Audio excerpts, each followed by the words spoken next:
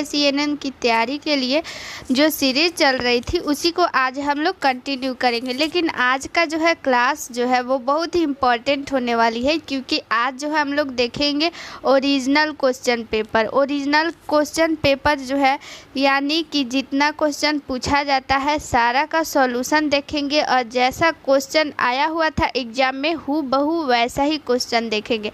इसलिए आप लोग जो है इसको स्किप नहीं कीजिएगा और इसको आप देखिएगा कि कैसा क्वेश्चन पूछा जाता है, क्योंकि ये एग्ज़ाम में पूछा हुआ क्वेश्चन है। इसीलिए आप लोग एक बार इसको प्रैक्टिस सेट के तौर पे ज़रूर बना लीजिएगा, क्योंकि इसमें जो है एएनएम का ऑल सब्जेक्ट से क्वेश्चन रहता है, जीके जीएस मैथ रीजनिंग जितना टोटल क्वेश्चन रहता है और सारा क्वेश्चन। तो इसलिए इस प्रीवियस ईयर क्वेश्चन को आप लोग ज़रूर से ज़रूर जो है देखिएगा। और आप लोगों का जो भी पढ़ाई होता है वो नोट्स पीडीएफ और जितना टेस्ट होता है सारा कुछ जो है टेलीग्राम पे आप लोगों को फ्री में मिलता है। इसलिए आप लोग जो है टेलीग्राम चैनल को ज़रूर से ज़रूर ज्वाइन कर लीजिए, वहाँ पे आप लोग जो है नोट्स को डाउनलोड कर सकती हैं। तो चलिए आप लोगों को क्वेश्चन पेपर की तरफ ले चलते हैं। तो देखिए ये रहा ओरिजिनल क्वेश्चन पेपर जो कि 2013 में पूछा हुआ है, एएनएम का क्वेश्चन पेपर है। आप लोग देख सकते हैं ये ओरिजिनल क्वेश्चन पेपर है, ठीक है।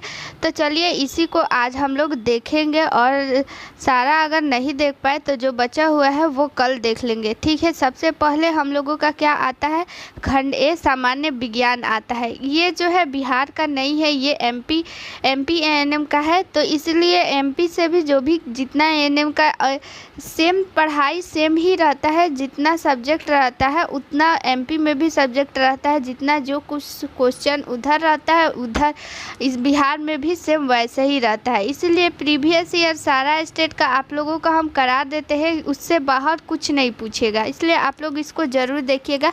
और ये साइंस का क्वेश्चन है, तो सबसे पहले हम लोग इसको साइंस वाला देख लेते हैं। सिलेबस भले ही अलग रहता है लेकिन क्वेश्चन जो है वो सेम रहता है, इसलिए आप लोग फर्स्ट क्वेश्चन देखिए। फर्स्ट क्वेश्चन देखिए, इसमें इंग्लिश और हिंदी दोनों में हुआ है। एमपी पुलिस 2013 में उस टाइम जो है वो ऑफलाइन एग्ज़ाम होता था, इसीलिए ऐसा क्वेश्चन पेपर है, ठीक है। और अभी जो है अभी तो बिहार में ऑनलाइन एग्ज़ाम होता है, यानी सीबीटी टेस्ट होता है। तो चलिए 1 नंबर क्वेश्चन को कंटिन्यू करते हैं। जिनको इंग्लिश में अगर देखना है तो वो लोग इंग्लिश में यहाँ पे दिया हुआ है वो लोग पढ़ सकती हैं। फर्स्ट क्वेश्चन देखते हैं, परमाणु के लिए नाभिक मॉडल दिया था, यानी कि परमाणु का नाभिक मॉडल किसने दिया था। ऑप्शन नंबर फर्स्ट है थॉमसन, रदरफोर्ड, बोर ने और डी ब्रोगली ने। तो देखिए इसका राइट आंसर होने वाला है रदरफोर्ड। देखिए इसको क्वेश्चन अच्छा से पढ़िएगा, यहाँ पे बोल रहा है परमाणु के लिए नाभिक मॉडल किसने दिया था, यानी यहाँ पे नाभिक मॉडल पूछ रहा है, इसलिए रदरफोर्ड आंसर होगा। अगर वही यहाँ पे जो है पूछता केवल परमाणु के लिए मॉडल किसने दिया था, यानी परमाणु मॉडल किसने दिया था, वो तो यहाँ पे हो जाएगा जे थॉमसन। इसलिए देखिए यहाँ पे फर्स्ट ऑप्शन जो दिया हुआ है, यहाँ पे कंफ्यूजन करने के लिए जो भी क्वेश्चन अगर अच्छा से नहीं पढ़ेंगे तो वो फर्स्ट ऑप्शन देखते ही वो जे थॉमसन लगा देंगे, इसलिए क्वेश्चन को अच्छा से पढ़ना है। देखिए बहुत लोग जो है वो बोल रही थी कि कैसे हम मान लें कि ये प्रीवियस ईयर क्वेश्चन है, इसीलिए उन्हीं के लिए जो है ऐसा हम लाए हैं। नहीं तो इसको जो है हम पीडीएफ फॉर्म में बनाकर इसको टाइपिंग कराकर तब क्वेश्चन लाते हैं। लेकिन कुछ लोग जो है वो बोल रहे थे कि क्या प्रूफ है आपके पास कि ये प्रीवियस ईयर ही क्वेश्चन है, इसीलिए हम जो है ऐसा उन लोगों के लिए लाए हैं ताकि उन लोग को बिलीव हो सके कि ये प्रीवियस ईयर ही क्वेश्चन है, ठीक है। चलिए अगला क्वेश्चन देख लेते हैं। अगला क्वेश्चन क्या कहता है, ये जो है दूसरा क्वेश्चन है। दूसरा क्वेश्चन क्या कहता है, किसी परमाणु में नाभिक के अंदर उपस्थित प्रोटॉन की संख्या कहलाती है, यानी प्रोटॉन की संख्या को जो है वो क्या कहते हैं। इसमें क्वेश्चन से ये भी एक क्वेश्चन आप लोगों को पता चल गया कि वो जो प्रोटॉन जो है वो नाभिक के अंदर होता है। देखिए ये जो है एक परमाणु हो गया, अब परमाणु का ये नाभिक हो गया, और नाभिक के बाहर जो है ये कक्षा होता है। और ये नाभिक में कौन कौन सा एलिमेंट होता है, P+N, यानी प्रोटॉन और न्यूट्रॉन जो है वो कक्षा के अंदर होता है। ये भी क्वेश्चन पूछता है कि जो है कक्षा के अंदर यानी नाभिक में कौन कौन सा जो है वो होता है तत्व, तो वो हो जाएगा कौन, प्रोटॉन और न्यूट्रॉन, और जो इलेक्ट्रॉन है वो कक्षा के बाहर जो है वो चक्कर लगाते रहते हैं। ठीक है, इसको आप लोग याद रखिएगा। देखिए तो क्वेश्चन क्या कह रहा है कि प्रोटॉन की संख्या क्या कहलाती है? तत्वों की परमाणु संख्या, तत्वों का परमाणु भार, तत्वों की संयोजकता और तत्वों की द्रव्यमान संख्या।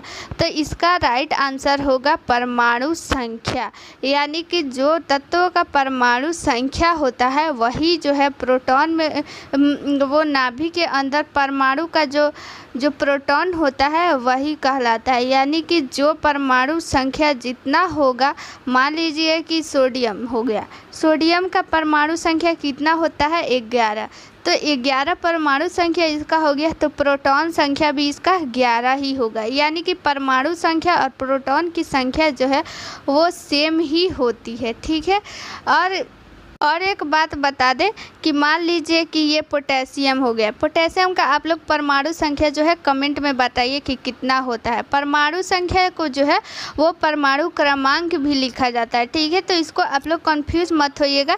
यानी कि पोटेशियम का परमाणु क्रमांक कितना हो गया 19, और परमाणु क्रमांक को जो है वो नीचे रखा जाता है, नीचे डिनोट किया जाता है, और जो परमाणु भार होता है वो ऊपर लिखा जाता है। तो पोटेशियम का परमाणु भार कितना हो जाता है? तो ये हो जाता है 39। तो ये कभी कभी ऐसे भी पूछ देता है, ऐसे लिख देगा पोटेशियम का यहाँ पे, और यहाँ पे 39 लिख देगा, यहाँ पे 19, और पूछ देगा कि इसका परमाणु जो है वो भार कितना होगा। तो परमाणु भार ये जो है सीधा सीधा क्वेश्चन ये भी पूछ देता है। तो परमाणु भार इसका कितना हो जाएगा? यहाँ पे परमाणु भार हो जाएगा 39, और परमाणु क्रमांक जो हो जाएगा वो हो जाएगा 19। देखिए परमाणु भार जो है वो कितना हो जाएगा 39। देखिए एक याद रखिएगा, जेड से किसको डिनोट करते हैं? परमाणु जो है वो संख्या को जो है वो जेड से हम लोग डिनोट करते हैं, जेड से परमाणु संख्या। इसको भी याद रखिएगा क्योंकि कभी कभी जो है वो सिंबल भी पूछ देता है किससे डिनोट करते हैं। यानी इसका परमाणु जो है परमाणु संख्या का जो है वो सिंबल यानी कि संकेत क्या होता है? जेड होता है। और एक किसका होता है वो आप लोग कमेंट में बताइए, कमेंट में बताइए आप लोग, तब तक हम आगे बताते हैं। देखिए ये हो गया, क्या हो गया? परमाणु संख्या। परमाणु संख्या मान लीजिए किसी का 11 है तो उतना ही इसका जो है प्रोटॉन की संख्या होगा, उतना ही उसका इलेक्ट्रॉन की संख्या होगा। यानी कि जितना परमाणु संख्या होगा उतना ही इलेक्ट्रॉन की संख्या उसमें हो जाएगा और उतना ही प्रोटॉन की संख्या। एक क्वेश्चन और भी पूछता है यहाँ से कि प्रोटॉन की संख्या जो है वो धनात्मक होता है कि ऋणात्मक होता है? तो देखिए प्रोटॉन की संख्या जो है वो धनात्मक होता है। इसको देखिए याद करने का एक आसान सा तरीका ये है कि प्रोटॉन पी से डिनोट करते हैं, तो यहाँ पे प्रोटॉन पी से डिनोट करते हैं तो प्लस, पी से क्या हो जाएगा? प्लस, यानी कि धनात्मक। और ई को हम लोग याद कर लेंगे कि ये ऋणात्मक होता है, यानी कि माइनस वो का चिन्ह इस पर लगा रहता है। अगला क्वेश्चन देख लेते हैं। तीसरा नंबर क्वेश्चन क्या कहता है कि निम्न में से, देखिए इसको हम जूम कर देते हैं, चलिए हो गया। निम्न में से कौन सा पोषक अभाव विकार लक्षण विटामिन सी विशेष के अभाव के कारण होता है? यानी इसका सीधा कहने का मतलब ये है कि विटामिन सी की कमी से इसमें से कौन सा लक्षण है जो वो उत्पन्न हो जाता है? होठों का फटना, मसूड़ों से स्पंजी रक्तस्राव, पीत श्लेष्मस्मा और त्वचा का दरोरापन यानी कि दरार पड़ जाना, तो वो कौन सा हो जाएगा? तो विटामिन सी की कमी से जो है मसूड़ों से वो जो है स्पंजी स्राव यानी मसूड़ों से जो है वो ब्लड आने लगता है, रक्त का स्राव होने लगता है। और होठ का फटना, त्वचा का दरारेपन, ये सब जो है विटामिन ए के कमी से होता है। विटामिन ए के कमी से नेत्र रोग भी होता है और त्वचा का जो स्किन डिजीज भी जो है वो विटामिन ए की कमी से ही होता है। अगला क्वेश्चन देख लेते हैं। अगला चौथा क्वेश्चन क्या कहता है कि मानव शरीर में पाया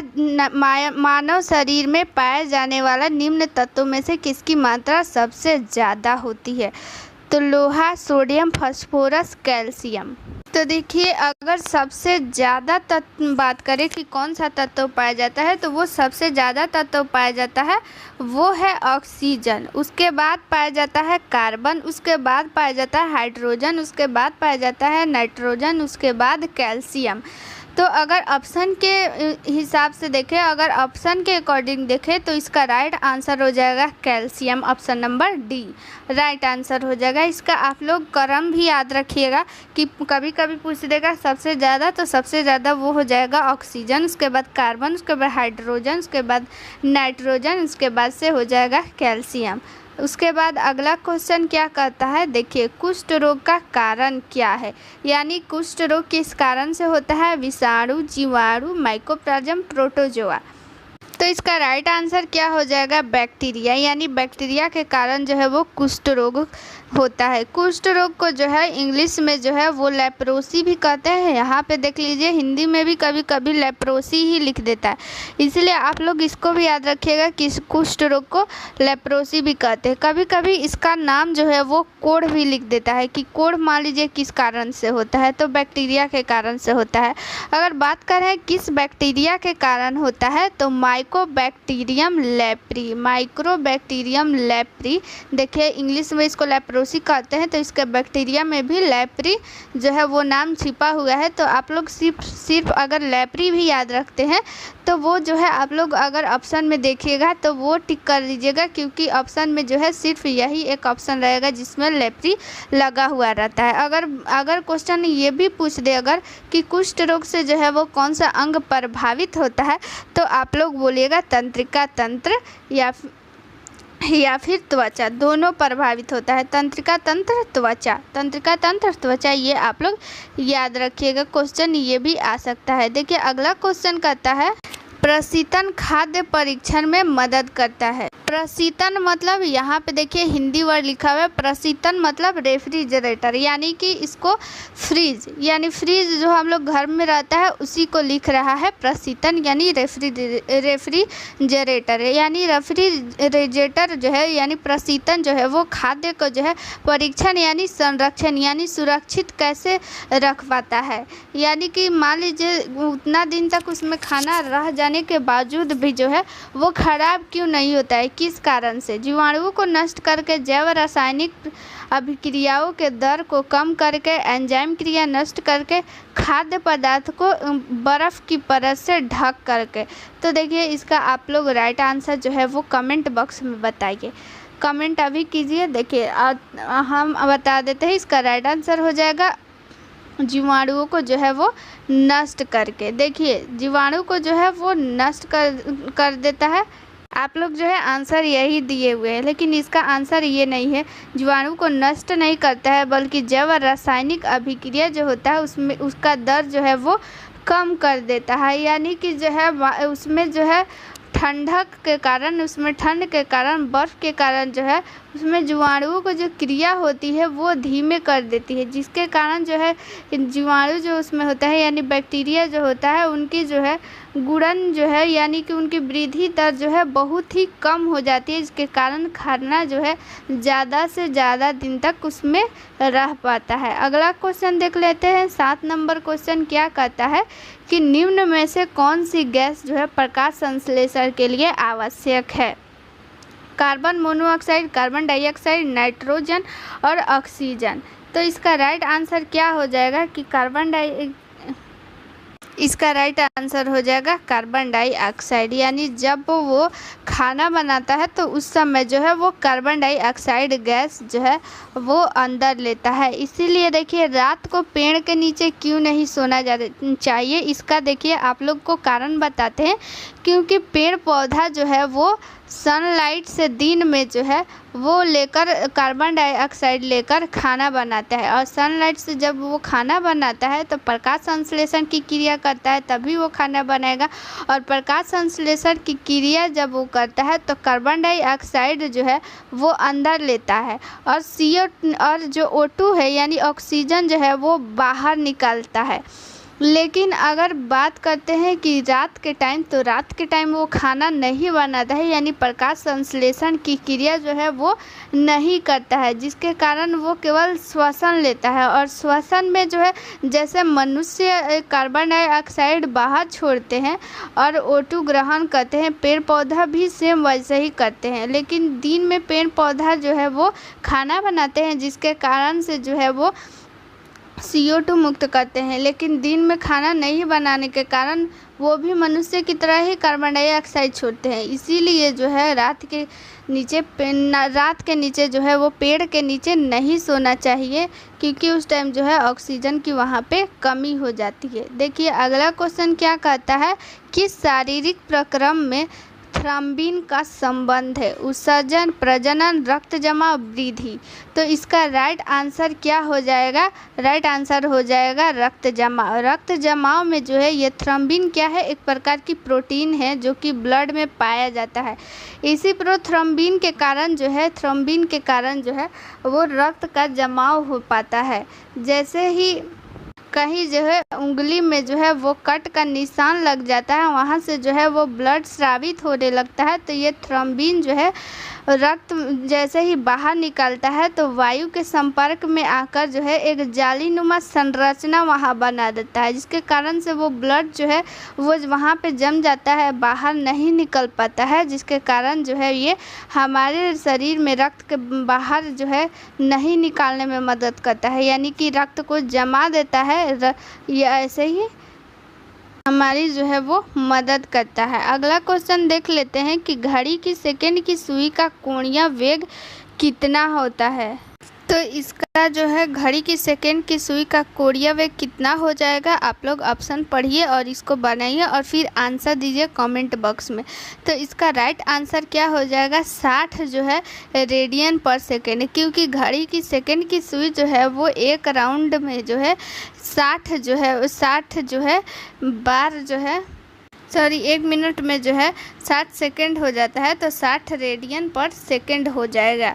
तो देखिए अगला क्वेश्चन देख लेते हैं कि अगला क्वेश्चन क्या कहता है। देखिए यहाँ पे अब क्वेश्चन जो है सारा न्यूमेरिकल टाइप का है, तो इसका जो है PDF हम टेलीग्राम में दे देंगे। उसके बाद आप लोग बनाइएगा और फिर जो है कमेंट बॉक्स में आंसर दीजिएगा इसका, और फिर जो है वो मैच कीजिएगा। और फिर आप लोगों को जब हम बना कर बताएंगे तो आप लोगों को समझ में भी आएगा कि कैसे कहाँ पे क्या गलत हुआ है। तो यहाँ पे आप लोगों को ज़्यादा समझ में आएगा और फिर वैसा क्वेश्चन आएगा तो आप लोग बना पाइएगा, तो इससे आप लोगों को ज़्यादा फ़ायदा होगा। तो चलिए मिलते हैं नेक्स्ट वीडियो में। थैंक यू, जय हिंद।